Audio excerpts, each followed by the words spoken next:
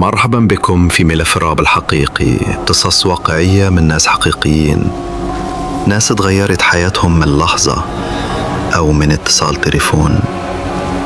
النهاردة هنتكلم عن نهى، بنت عادية ساكنة في حي هادئ في القاهرة. بس في ليلة من الليالي الساعة كانت 2:73 بالظبط، رن تليفونها، ومن اللحظة دي حياتها اتشقلبت للأبد. كنت نايمة، صحيت فجأة، حسيت بإحساس غريب. تليفوني بيرن، رقم غريب مش محفوظ عندي، بس في رقمين نفس رقم أخويا اللي مات من سنة.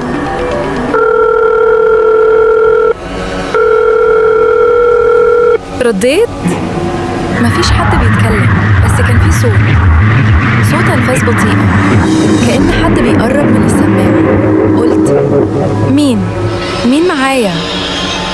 وبعدين سمعت حاجة جمدت الدم في عروقي.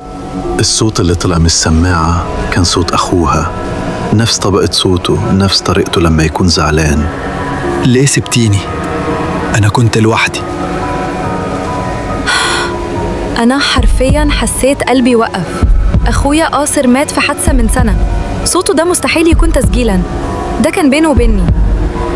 المكالمة استمرت 19 ثانية، وبعدها الخط اتقفل وظهرت كلمة لا يوجد اتصال. نهى ما قدرتش تنام بعدها، والأغرب إن نفس الاتصال تكرر بالظبط الساعة 2:53 كل ليلة لمدة 7 ليالي.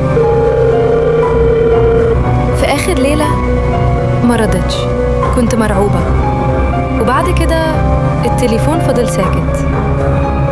هل ده كان حلم؟ هل فيه رسائل من العالم الآخر؟ ولا في تفسير منطقي ورا المكالمات دي؟ اللي نعرفه إن نهى لحد النهاردة بتسيب الموبايل في وضع الطيران بعد الساعة 32. دي كانت أولى قصص ملف الرعب الحقيقي. استنونا في قصة جديدة مرعبة وواقعية أكتر مما تتخيل. أحبائي، إذا عجبتكم القصة لا تنسوا الاشتراك في القناة ومشاركة الفيديو مع أصدقائكم. نراكم في حكاية جديدة.